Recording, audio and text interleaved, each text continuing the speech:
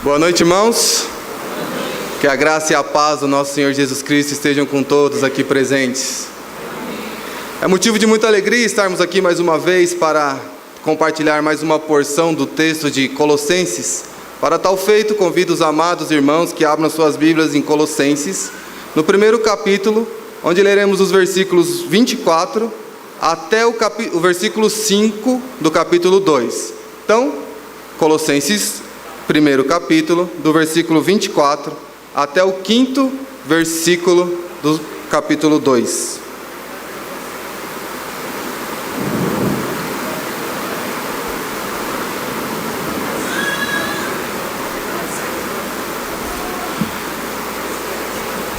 Até agora nós vimos, irmãos, e acompanhamos um pouco do primeiro capítulo do livro de Colossenses. E antes de fazer a leitura, gostaria que a gente refletisse um pouco do que a gente viu nas outras oportunidades que estivemos aqui. Nós começamos o livro de Colossenses explicando o primeiro capítulo, o motivo que o apóstolo Paulo escreve essa carta. O apóstolo Paulo recebe do próprio Epáfras, o pastor da igreja de Colossos, a notícia que está sendo inserida de maneira incipiente ainda heresias na igreja de Colossos. E a fim de buscar a ajuda de um irmão mais experimentado, ele se dirige até Roma. O apóstolo Paulo está preso em Roma. E lá em Roma ele busca conselhos a fim de combater esses falsos ensinamentos que estavam ocorrendo na igreja de Colossos. Então, o apóstolo Paulo, ouvindo tudo que Epáfras tem a dizer, ele fala: Epáfras, espera aí, você vai ficar comigo aqui, vai fazer um treinamento, e eu vou mandar Onésimo e Tíquico uma carta, que eles vão entregar para a igreja essa carta, enquanto você continua com esse treinamento. E é essa carta que nós estamos estudando. No primeiro capítulo, o apóstolo Paulo fala coisas boas da igreja de Colossos. Ele elogia o procedimento deles bom, a fé, a esperança, o amor, todos os procedimentos bons que eles têm. E ele começa no capítulo 4, no final do versículo 14, a inserir ali alguma coisa a respeito do assunto principal da carta de Colossenses. E o assunto principal da carta de Colossenses é: para combater a heresia, nós precisamos ter uma cristologia forte. Nós precisamos estudar o ser de Cristo. Nós precisamos conhecer e saber a supremacia de Cristo. Nós precisamos saber o senhorio de Cristo. E é dessa maneira que o apóstolo vai combater as heresias com a igreja de Colossos. Essa parte, irmãos, depois da cordial saudação que Paulo louvou a Deus pela vida dos colossenses, e após introduzir o conteúdo central da carta, ou seja, a primazia de Cristo, Paulo está preparando agora, ele está preparando o terreno para atacar o principal problema mesmo, que são as heresias, que a gente vai ver a partir do versículo 6 de Colossenses. Porém, antes de atacar as heresias, antes de começar a refutar os pensamentos ruins, o apóstolo Paulo sente a necessidade de falar um pouco sobre o seu ministério, o que ele entende de ministério, o que é ministério, e principalmente a filosofia do apóstolo Paulo de ministério. Como os colossenses não conheciam Paulo pessoalmente, ele sente a necessidade de trazer essas informações. Nós vamos ver um pouco mais a seguir. O apóstolo Paulo esteve na cidade de Colossos, quando ele passa aquele tempo em Efésios, que a gente falou no capítulo 1. Contudo, ele nunca esteve na igreja, porque ele pregou em Efésios, Epáfras se converteu, virou pastor e fundou a igreja de Colossos. Então ele nunca esteve na igreja, porém já esteve na cidade. Embora, irmãos, muitas pessoas e alguns comentaristas bíblicos entendam que essa parte não está no resumo no que a carta fala, que é a primazia e o senhorio de Cristo, essa passagem ela está diretamente vinculada ao exercício do que o pregador deve fazer. O apóstolo Paulo fala o que o pregador deve fazer, ou seja, o que esses falsos mestres estão fazendo aí, não é o que o pregador tem que fazer de fato. Por isso, irmãos, nessa noite, convido todos nós a refletirmos sobre a natureza da missão do pregador, que é manifestar a Cristo. Sem mais delongas, irmãos, vamos ler o texto. Eu farei a leitura, peço que os irmãos acompanhem, a fim de que nós, assim, consigamos meditar mais no texto. Colossenses, capítulo 1, a partir do versículo 24 até o versículo 5 do segundo capítulo. Agora me regozijo nos meus sofrimentos por vós. Preencho o que resta das aflições de Cristo Jesus na minha carne, a favor do seu corpo, que é a igreja, da qual me tornei ministro de acordo com a dispensação da parte de Deus, que me foi confiada a vosso favor, para dar pleno conhecimento à palavra de Deus. O mistério que estivera oculto dos séculos e das gerações, agora todavia se manifestou aos seus santos, aos quais quis Deus dar a conhecer qual seja a riqueza da glória desse mistério entre os gentios, isto é, Cristo em vós, esperança da glória, o qual nós anunciamos, advertindo a todo homem e ensinando a todo homem em toda a sabedoria, a fim de que apresentemos todo homem perfeito em Cristo. Para isso é que eu também me afadigo, esforçando-me o mais possível, segundo a sua eficácia, que opera eficientemente em mim. Gostaria, pois, que soubesseis quão grande luta venho mantendo por vós, pelos laodicenses e por quantos não me viram face a face, para que o coração deles seja confortado e vinculado, juntamente em amor, e eles tenham toda a riqueza da forte convicção do entendimento, para compreenderem plenamente o mistério de Deus, Cristo, em quem todos os tesouros de sabedoria e de conhecimento estão ocultos. Assim digo, para que ninguém vos engane com raciocínios falazes. Pois embora ausente quanto ao corpo, contudo em espírito estou convosco, alegrando-me e verificando a vossa boa ordem e a firmeza da vossa fé em Cristo. Vamos abaixar nossas cabeças, irmãos, vamos pedir que Deus fale conosco.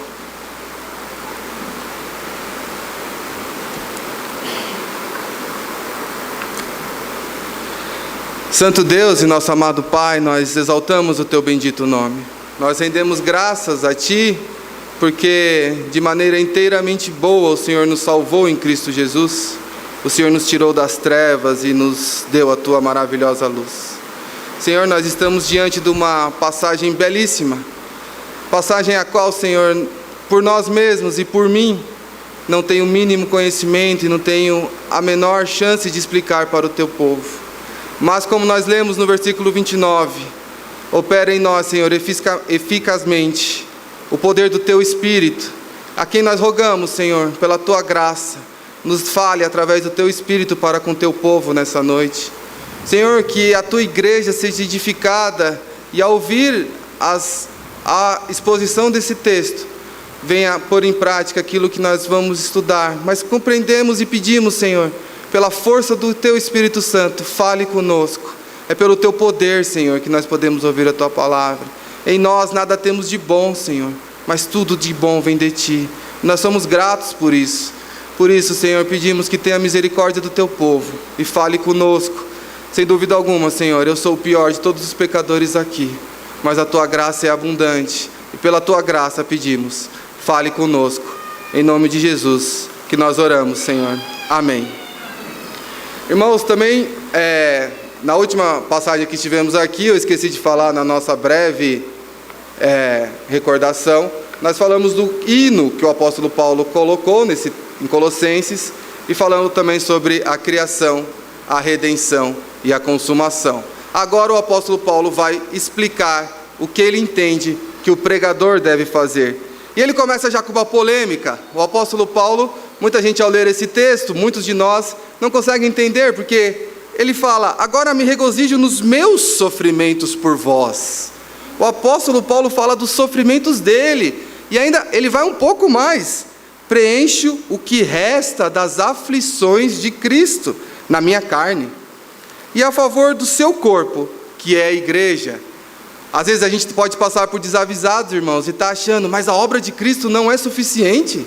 O que aconteceu? Que o apóstolo Paulo tem que sentir um pouco das dores ainda. O apóstolo Paulo tem que sofrer? De maneira alguma, irmãos. A obra de Cristo, como o apóstolo Paulo falou anteriormente, a redenção está completa. Nós estamos aguardando hoje a consumação, que é a sua volta. Mas, irmãos, a palavra agora que o apóstolo Paulo fala aqui, possivelmente se refere ao fato dele estar preso. Como nós já falamos, ele está preso em Roma. O apóstolo Paulo, no entanto, ao invés de reclamar, ele se regozija, pois essas provações não comprovam o seu apostolado. Não é através dessas provações e desse sofrimento que os irmãos entendem que ele é apóstolo, e nós vamos ver que mesmo preso, o tanto que o apóstolo Paulo trabalha ainda em favor da igreja, ele também, o apóstolo Paulo, a gente nunca pode esquecer o que está escrito lá em Atos 9,16, ele recebeu um imperativo quando foi chamado ao ministério: pois eu lhe mostrarei o quanto lhe importa sofrer pelo meu nome. O apóstolo Paulo, o nome dele tem a ver com sofrimento. Foi mudado de Saulo para Paulo, para sofrimento. Sofrer por Cristo não se constitui em grande privilégio? Nós estamos na parte do sofrer ainda, irmãos. E sofrer, sim, sofrer por Cristo é um grande privilégio. E o apóstolo Paulo está falando que sente, que sofre pela igreja de Colossos. Mas também a intimidade que ele tem com Cristo, a comunhão que ele tem com Cristo, faz que ele diga essas palavras. Porque, irmãos, o inimigo de nossa alma, ele não vai sossegar enquanto não fizer de tudo para atingir os pregadores do Evangelho. Por isso que o apóstolo Paulo fala das dores que ainda sentem. Cristo fez a obra completa, irmãos, mas todo aquele que pregar o Evangelho vai ser atacado por Satanás. Todo aquele que pregar o Evangelho vai receber um ataque. Não importa, irmãos, a maneira que seja, Satanás vai fazer de tudo para diminuir, para que os salvos não sejam encontrados ao todo, para que Cristo não volte. Ele vai fazer de tudo para retardar. Por isso ele vai sempre atacar todos que pregam o Evangelho. Isso vai causar sofrimento aos pregadores. Isso vai causar dor aos pregadores. Isso é a dor que Jesus Cristo deixou para nós quando ele disse: no mundo tereis aflições, mas tende bom ânimo, eu venci o mundo. É sobre isso que o apóstolo Paulo está falando. A obra da redenção está completa, irmãos, mas todos que pregam o Evangelho vão sofrer. Todos que procuram ter uma vida pregando o Evangelho serão atacados por Satanás e os seus demônios. Tendo em vista isso, irmãos, já que é próprio e o próprio Senhor Jesus está no céu, ele deixou quem para suportar as dores na terra? Ele deixou pessoas para proteger a igreja, e essas pessoas são os pregadores de Deus. Ele deixou essas pessoas para ensinar o seu povo, e nós vamos ver, com o passar do texto, que o apóstolo Paulo deixa bem explicado a importância dos pregadores. E de antemão, irmãos, para que ninguém pense: não, essa pregação não é para mim. Todos nós temos que pregar o Evangelho. Então, essa pregação é para todos nós. Dessa maneira, irmãos, apesar da morte de cruz ter feito a obra da redenção completa, os inimigos de Cristo ainda não estão plenamente satisfeitos com o mal causado a Cristo na cruz, e eles querem causar mal à sua igreja, e vão nos atacar, todos nós, irmãos, dia a dia. É por isso que o apóstolo Paulo fala isso: eu sinto dores, Epáfras sente dores, e os outros pastores da época também sentiam dores. Por isso, irmãos, ele agora vai defender com o seu lado de ministro, o que ele continua falando, do qual me tornei, no versículo 25, acompanhem por gentileza. Do qual me tornei ministro, de acordo com a dispensação da parte de Deus, que me foi confiada a vosso favor, para dar pleno cumprimento à palavra de Deus. A igreja de Colossenses estava tendo homens, falsos mestres, tentando desviar a igreja do caminho. Por isso, Paulo está indiretamente mostrando para eles que ele foi um instrumento da salvação. Eu sou o ministro que pregou para Epáfras, e Epáfras fundou essa igreja. Mas o sentido, irmãos, aqui da palavra dispensação, é o sentido que na nossa cultura hoje não teria uma palavra, não teria muito sentido para a gente aplicar de maneira rápida, mas entenda a palavra mordomo. A dispensação seria como mordomo. O apóstolo Paulo está dizendo: eu sou o mordomo da igreja. E como eu sou o mordomo? Mordomo nessa época, era um escravo que administrava a casa do seu dono. Ele supervisionava os outros servos, distribuía os recursos e tratava de assuntos comerciais e financeiros. Visto que a igreja é a casa de Deus, o apóstolo Paulo assumiu a tarefa de cuidar, alimentar e direcionar a igreja. Então o apóstolo Paulo está falando: eu, como mordomo, recebendo isso do próprio Cristo, eu tenho o dever de cuidar de vocês. De que maneira? Eu tenho cuidando, alimentando, irmãos, é com coisas espirituais, não comida.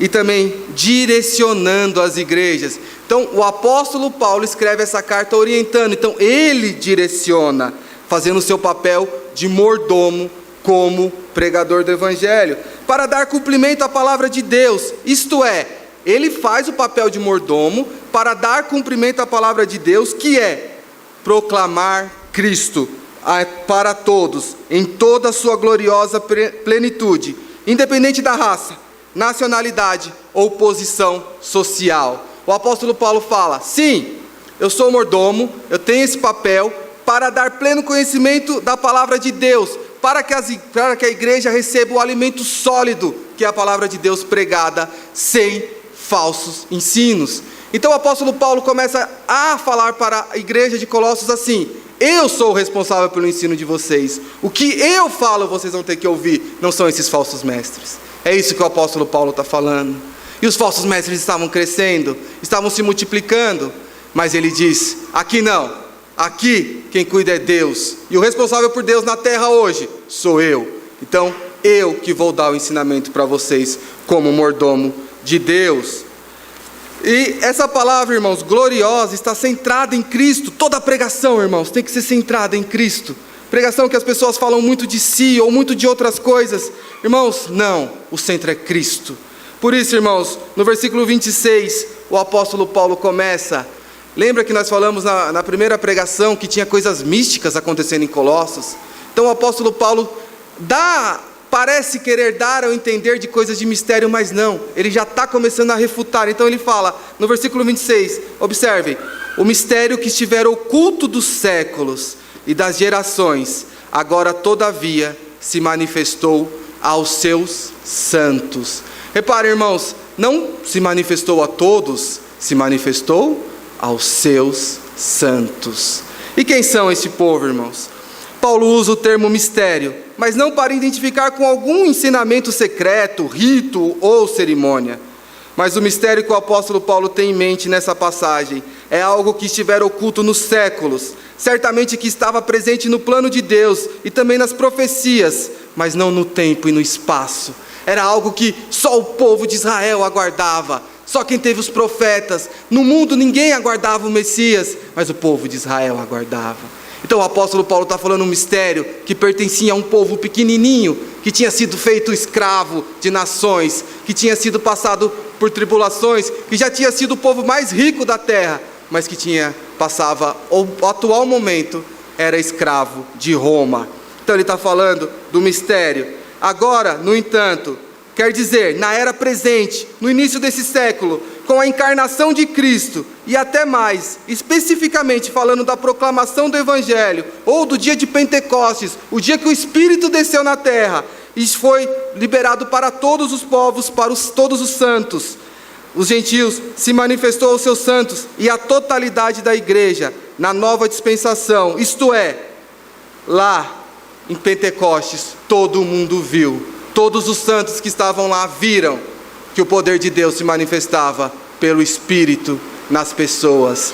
Assim o apóstolo Paulo começa a explicar o que estava escrito, o que estava oculto, o que não era revelado, o que ninguém sabia, irmãos, era o Espírito de Deus que passaria a habitar nas pessoas, de maneira integral, irmãos, o próprio Deus, a terceira pessoa da Trindade, morando nos seus santos. Reparem a palavra, seus santos. Não são em todos, irmãos, são nos santos de Deus.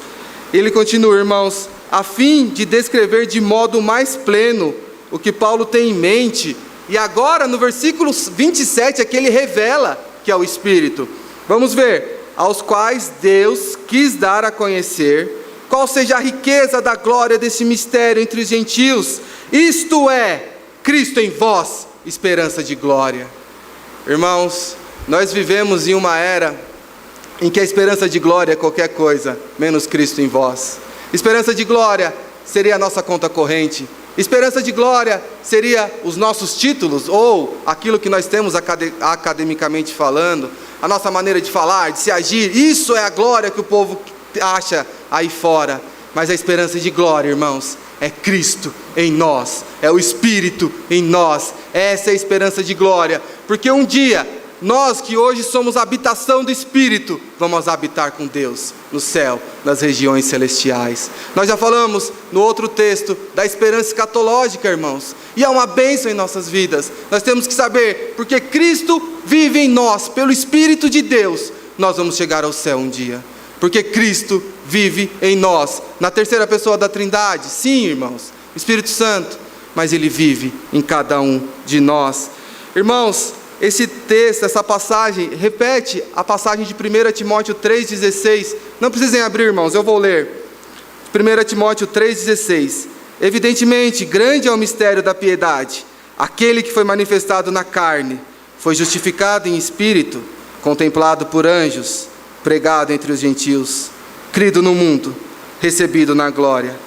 É Cristo, em todas as suas gloriosas riquezas, realmente habitando pelo seu Espírito no coração e na vida dos gentios, em todas as épocas que precederam, isso não deveria ser visto. Irmãos, nós temos o exemplo, por exemplo, quem já leu o Antigo Testamento, Saul teve o Espírito de Deus, mas foi temporário.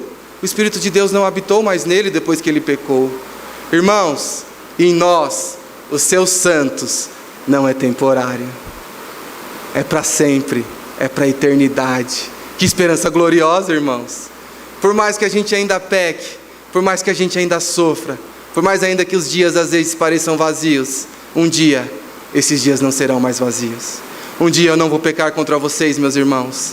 Um dia nós veremos a eternidade sem pecado. Só que, hoje, nós temos o Santo Espírito de Deus habitando em cada um de nós. Irmãos, nós não temos algo que acabe dentro de nós, é algo infinito, é um poder infinito, é majestoso e é para sempre. Nós, os santos deste mundo, todos aqueles escolhidos antes da fundação do mundo, vamos poder testemunhar e seremos testemunha. E por isso que é a missão de pregar o Evangelho, no entendimento do apóstolo Paulo nessa passagem, são de todos os crentes. Não é só do pastor, não são só dos presbíteros, dos diáconos, dos evangelistas. Todos os crentes pregam o Evangelho, todo dia, a todo instante, toda hora. Irmãos, os crentes judeus, gentios, agora gozam dentro de ti, no interior dessa promessa bendita, Cristo em vocês, esperança de glória. Nós temos que saber e dar glória a Deus por isso, porque quem opera em nós é o Espírito bendito de Deus, e não somos mais nós mesmos. Nós vamos ver que o Espírito nos ressuscitou, nós vamos acompanhar, que nem o texto de Romanos, o mesmo Espírito que ressuscitou a Cristo Jesus nos deu vida. Nós vamos acompanhar logo mais sobre isso, irmãos, exatamente agora. Portanto, se o Espírito que ressuscitou a Cristo dos mortos habita em você, aquele que ressuscitou Jesus dos mortos dará vida aos nossos corpos, pelo Espírito que habita em nós, o Espírito de Deus, como está lá em Romanos 8:11. Eu vou ler, irmãos, não precisam abrir.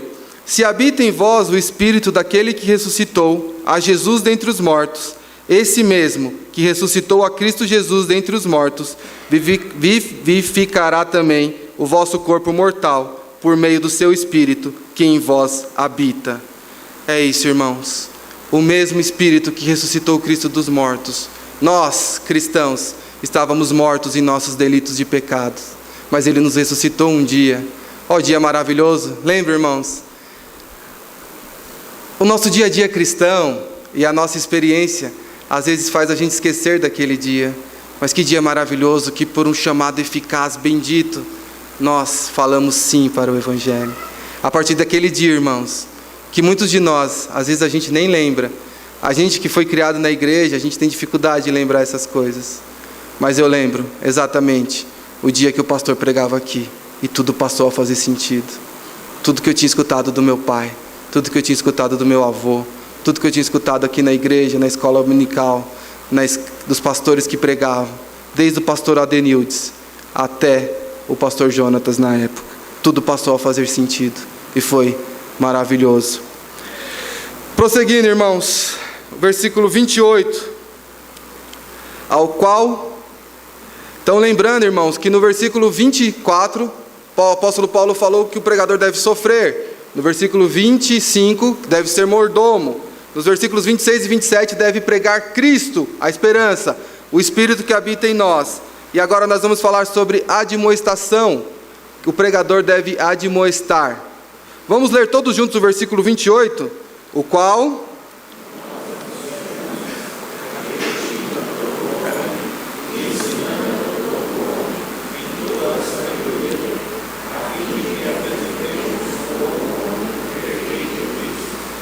Essa proclamação tomou forma de admoestação e ensino. O apóstolo Paulo, irmãos, ele consegue de uma maneira genial, e certamente é inspirado pelo Espírito de Deus, mas ele consegue de uma maneira genial admoestar com amor. Vamos reparar como ele é carinhoso nessa carta de Colossenses. Em nenhum momento ele é como foi em Coríntios. Em Coríntios ele é duro, mas aqui o apóstolo Paulo é carinhoso. Ele sempre ele faz aquele mesmo padrão que a gente viu no primeiro capítulo. Vocês estão certos nisso aqui, mas precisa melhorar nisso daqui. Ele vai admoestando. O intuito do apóstolo é ganhar o coração, não o debate. Então ele vai dando e admoestando com amor. Ou seja, nessa carta e nas cartas aos Tessalonicenses, repare que o apóstolo Paulo usa esse padrão. Precisamos melhorar aqui e ali. E qual é a melhor maneira de admoestar, irmãos, que não seja ensinando? Ou seja, não é bem melhor a gente receber uma admoestação de ensino do que aquela admoestação dura? Você tem que fazer isso, faça desse jeito. Não, é admoestação. O apóstolo Paulo, ele sempre dá uma referência ao assunto e aí ele passa. Por exemplo, nós vamos ver a essência da admoestação, perdoar. Em Colossenses 3,13, o apóstolo Paulo dá a ligação ao ensino de Cristo, porque a admoestação tem que ser cristocêntrica. Ou seja, ele fala, precisa perdoar, assim como Cristo perdoou. Repare, irmãos, é sempre cristocêntrico. Poderemos ter outros tipos de admoestação. Por exemplo, quando devemos falar, você precisa andar em amor com seu irmão. Lá em Efésios 5,2, o apóstolo Paulo falando sobre isso, ele fala, assim como Cristo também nos amou e se deu por nós, nós devemos andar em amor. Então, o apóstolo Paulo, ele ensina que devemos admoestar no texto, mas ele também ensina a maneira que devemos admoestar. Eu nunca posso admoestar vocês, irmãos, dando o exemplo do Tiago, pecador aqui. Eu tenho que dar o exemplo de Cristo, nos amando como Cristo nos amou, admoestando como Cristo nos admoestou.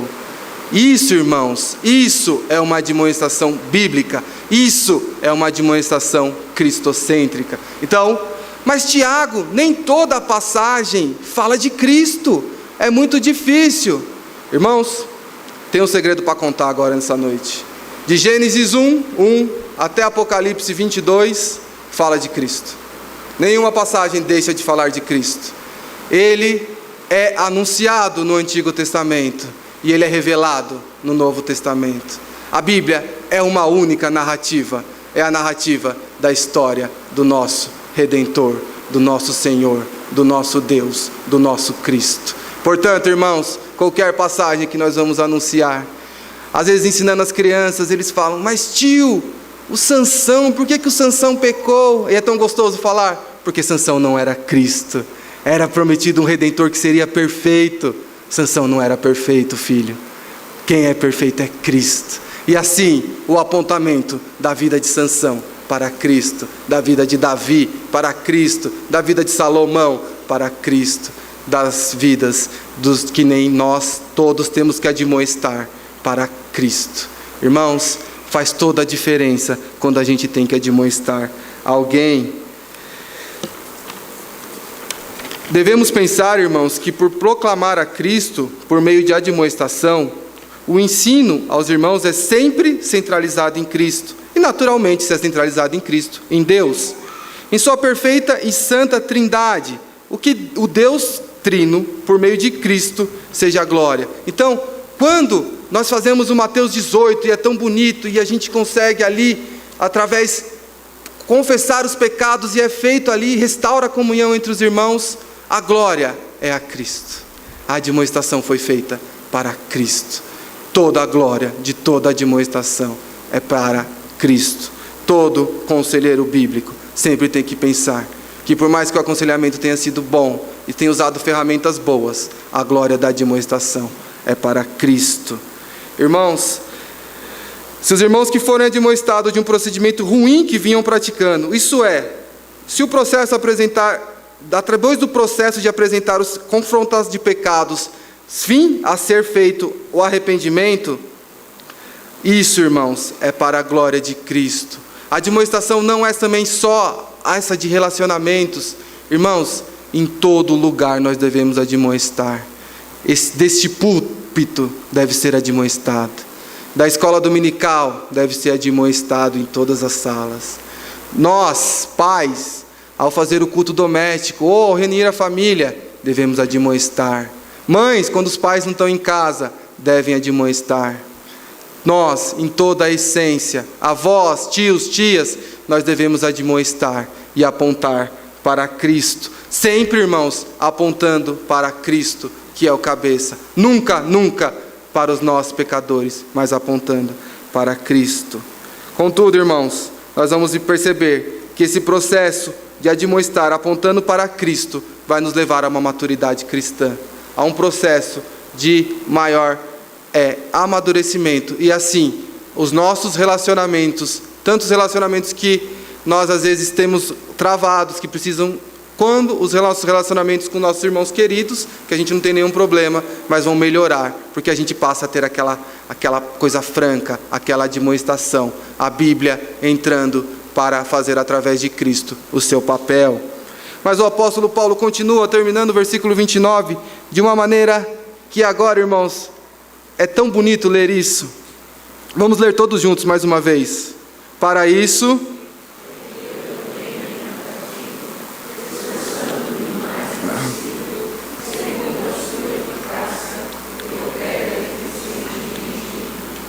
irmãos, o apóstolo Paulo, sem nenhum medo, ele está falando quanto que ele trabalhava. E a palavra afadiga aqui, irmãos, tem o mesmo significado de um atleta que vai à exaustão para melhorar o seu rendimento. Ele é sobre-humano o esforço que o apóstolo Paulo faz. E esse esforço, irmãos, ele pressupunha fervente oração, ouvindo a Deus, planejando cuidadosamente cada ação. A gente pode perceber como o apóstolo Paulo é um estrategista. Ele manda Onésimo e manda Tíquico.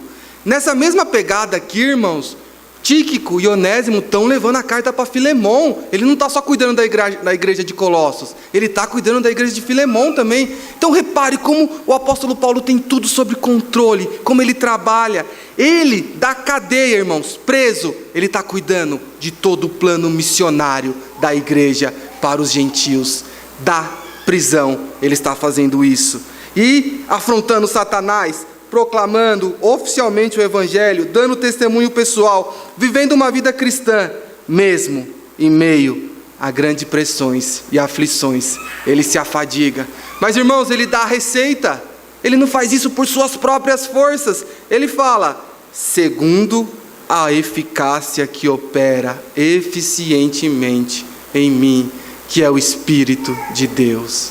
O Espírito de Deus, irmãos, operando eficientemente, permite que o apóstolo Paulo realize todas essas coisas. Por isso, o apóstolo Paulo conseguiu chegar tão longe e fazer tantas as coisas. Muitos irmãos falam com frequência, como foi possível um homem, e com um espinho na carne, fazer tanta coisa? Ele revela o motivo, é o Espírito Santo que habita nele, e ele, através do Espírito, respondendo e fazendo aquilo que o Espírito o chama a fazer, todas essas coisas são feitas. Por isso, irmãos, que o apóstolo Paulo conseguiu trabalhar tanto e dessa maneira tão exaurida, ao ponto de chegar a quase a exaustão. Ele teve momentos bons na vida dele e ele nos fala isso.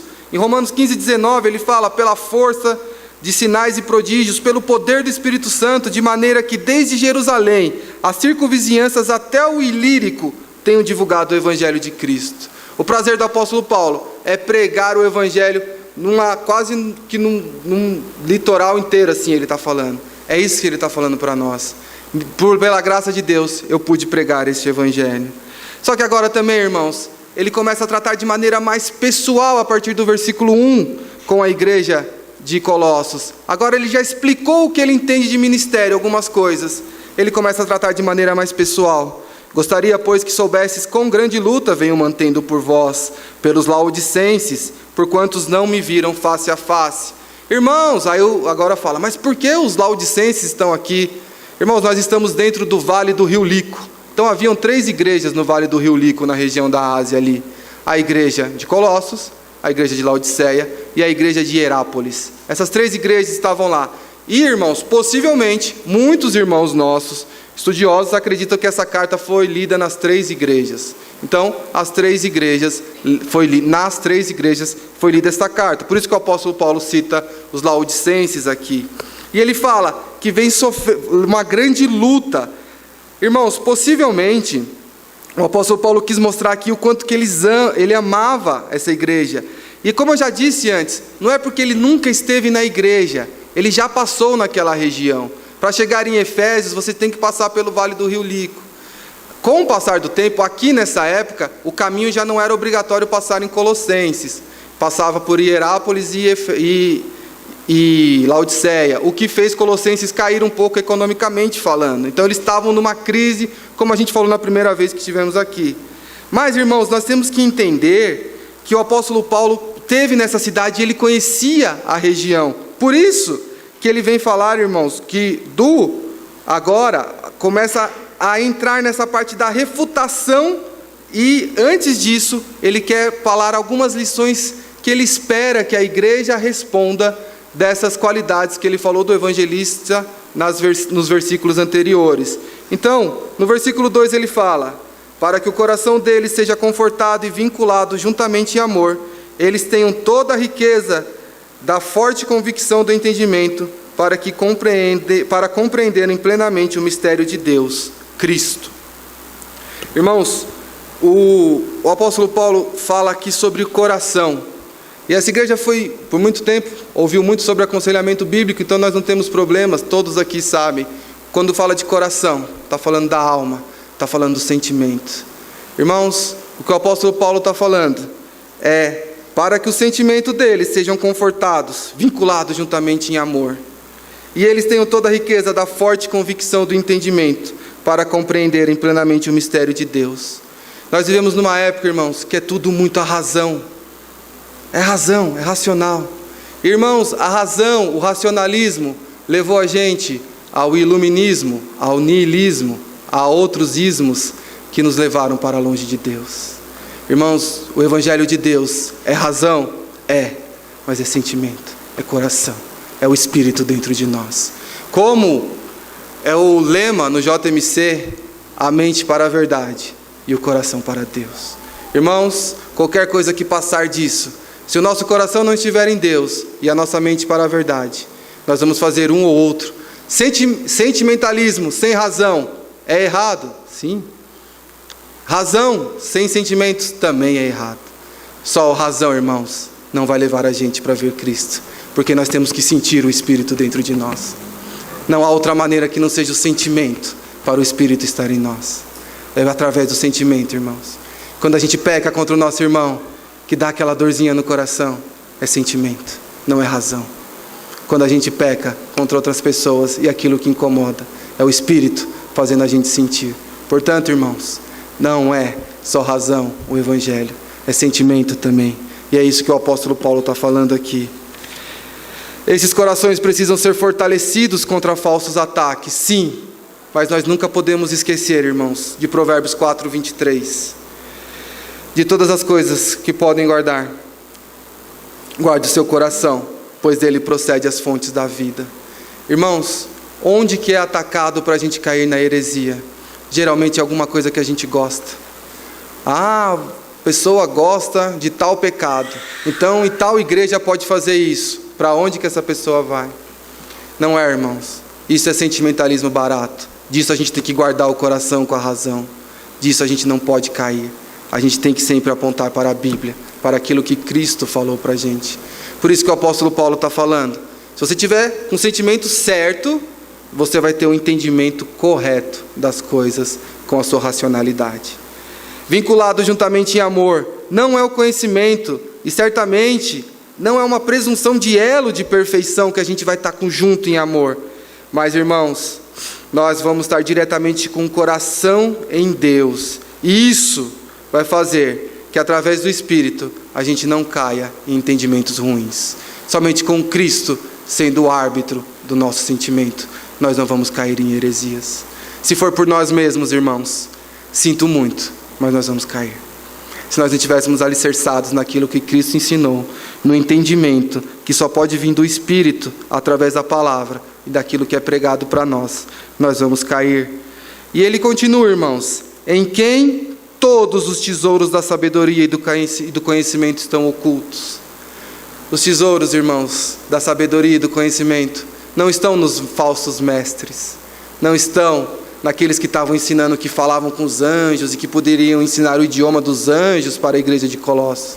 Não estão nesses, irmãos. Os tesouros de sabedoria estão ocultos em Cristo. É como se o apóstolo dissesse aos irmãos em Colossos, Laodiceia e Hierápolis: se vocês querem ter conhecimento de verdade, cheguem a Cristo. E é isso que a gente quer falar da carta de Colossos. Quer ter conhecimento de verdade? Se aprofunde em conhecer a Cristo. Quer ter conhecimento que vai te tirar do pecado, que vai te tirar do inferno, que vai te tirar de fazer coisas ruins? Se aprofunde em conhecer a Cristo, onde estão ocultos todos os tesouros da sabedoria.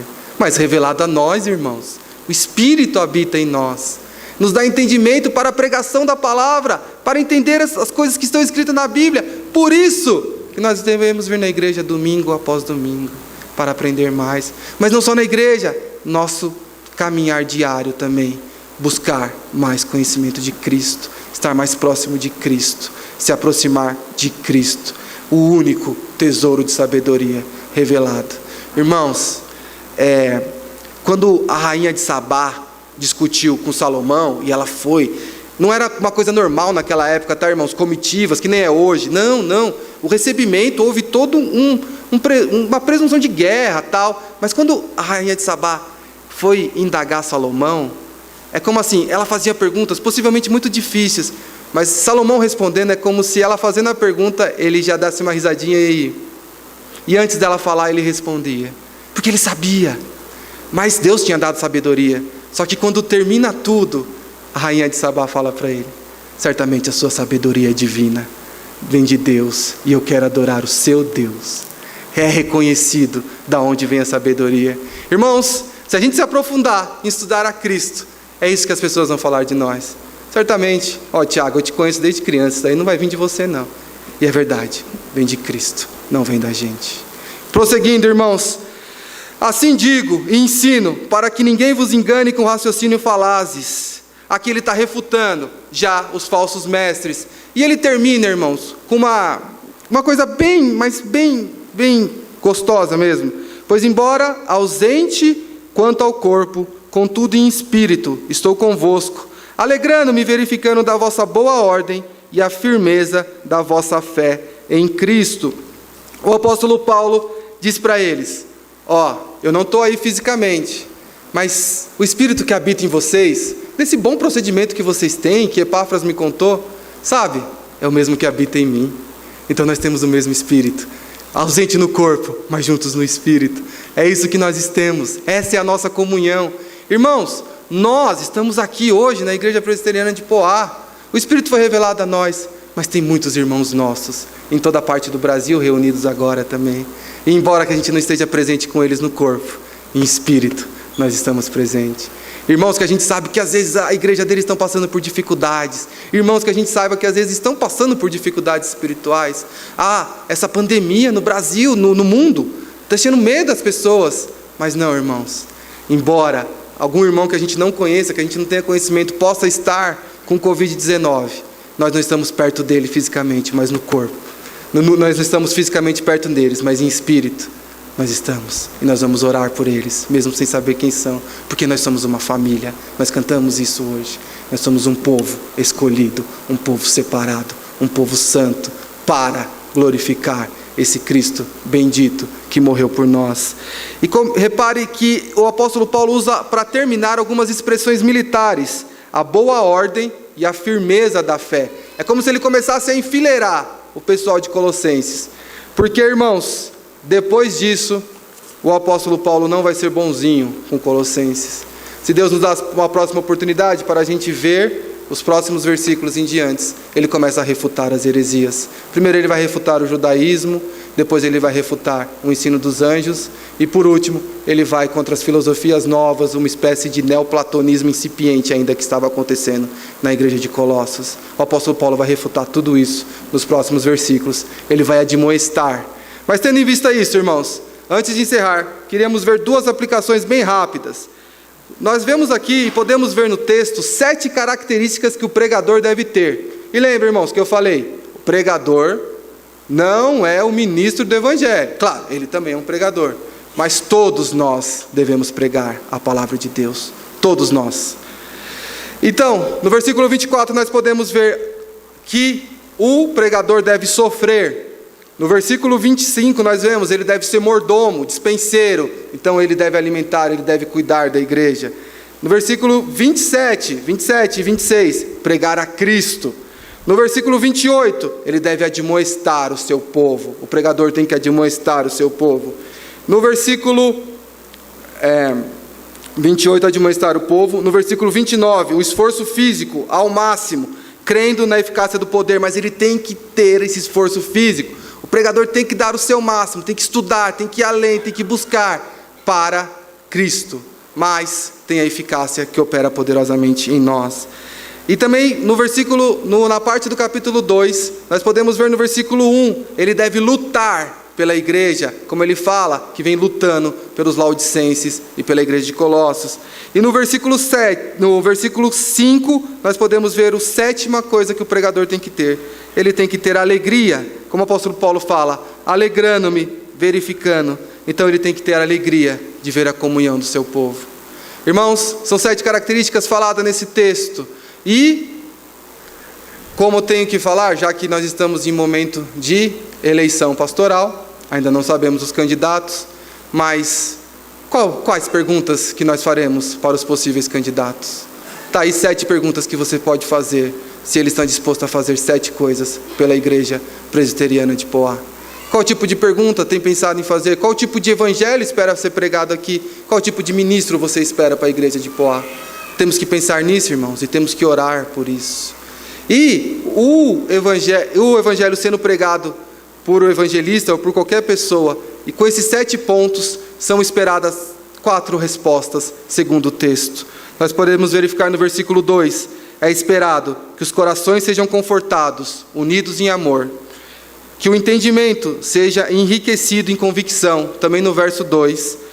No verso 3, nós podemos ver que para a compreensão do ministério de Deus que é Cristo, onde estão todos os tesouros. Então, se o pregador tiver essas 7 características, são esperadas essas 4 coisas, que a 4ª é que ninguém vai ser enganado com ensinos de heresias.